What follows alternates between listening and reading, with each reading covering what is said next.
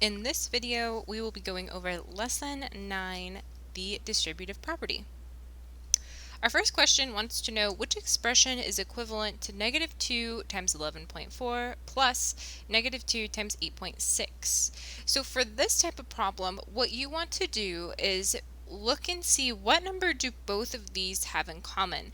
Think about this plus sign in the middle, kind of splitting this problem in half. I see a negative 2 here and a negative 2 here. That negative 2 is what both sides have in common. That number is what gets written outside here. So negative 2 will be written outside. Everything else that is left in this problem, so this 11.4 and 8.6, that is going to be written inside of my parentheses.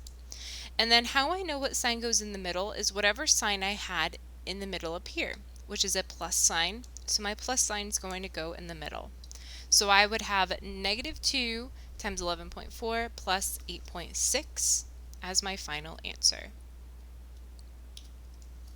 Our next problem wants to know which equation represents the distributive property. Remember, with the distributive property, if I had like 5 times 6 plus 8, I'm taking whatever number is outside my parentheses and multiplying it to everything inside. Okay, so what I'm looking for here is just that.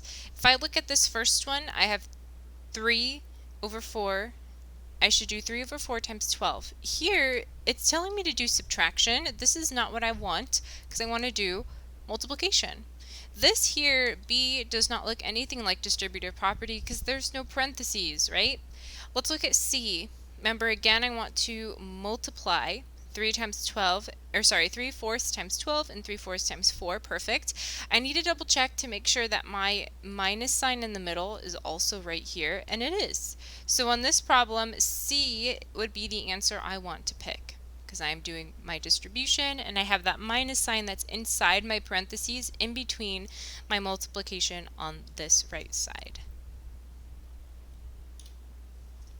Okay, on this one, we are given a problem, and then someone is breaking this down into steps to get the final answer, which is a negative 120.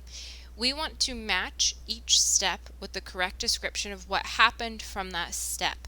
When I'm looking at this step 1 here, I am trying to figure out what did they do to go from this original expression to end up way down here with what they did, okay? And what I'm going to first look at is I'm going to go, well, did they distribute? Right here in the center, I see this small snippet where I could possibly distribute. And if I look, I have 2 times 1 and 2 times 4. So it looks like, yes, they did distribute. They took this 2 times 1 and 2 times 4 and distributed it. So now what I want to do is look at what they did from step 1 to step 2 to figure out how they got to this step here. So I'm going from step 1 to step 2. And, well, if I look at the end here, I have this 6 times 10 times negative 2. Okay. Remember that the associative property is adding parentheses. So when I look at this to this, they added this set of parentheses here, which tells me that for step 2, they used the associative property of multiplication. Okay, before in the first unit, we were talking about associative property of addition. There is also the associative property of multiplication. So that is what they used to get from step 1 to step 2. Our next question says, which expressions are equivalent to 2 times 5 times parentheses 10 plus 4? Select all that apply. On this one, it's a little bit tricky, just because you want to make sure that you're looking at this very carefully. I could, if I wanted to, multiply this 2 times 5 outside my parentheses. 2 times 5 gives me 10. And then whatever is inside my parentheses stays the same, which it does. So B is equivalent. If I were to take this 5 and distribute it in here, I would have 2 times 50 plus 20, which is this one here. 2 times 50 plus 20. That's how I get that one, by doing distribution. I could, this top one is a no-no, right? Because this 15 and 9, they're adding here. 5 plus 10 is how I get this 15, and 5 plus 4 is how I get this 9. Remember, with distribution, we are always multiplying. And on this one here, what they did was they changed the order of the numbers that were outside of the parentheses. That is also a huge no-no. Do not change the order of the numbers outside of your parentheses.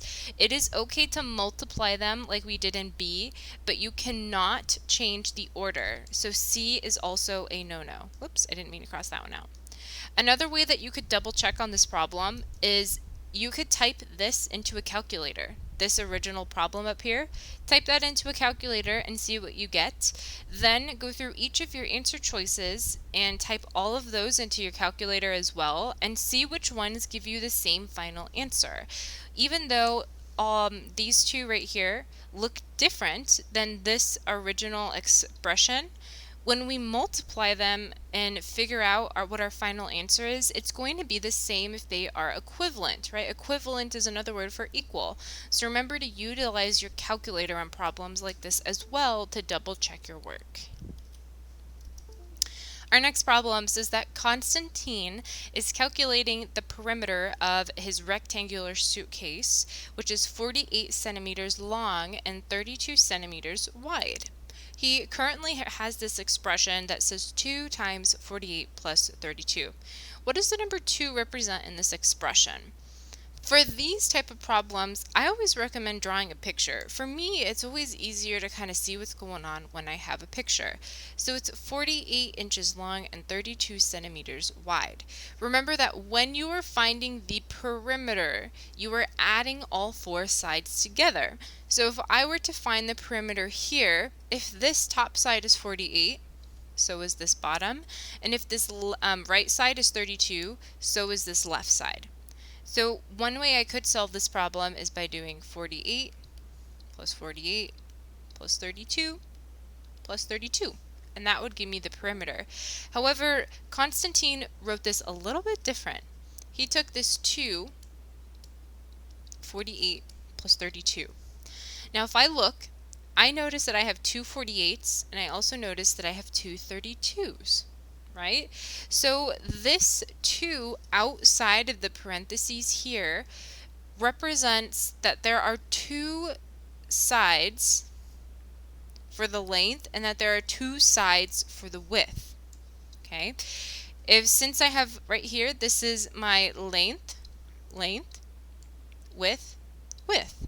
So there are two sides, two 48s like I have up here in this problem, and there are also two 32s. So the 2 represents that there are two side lengths and two widths.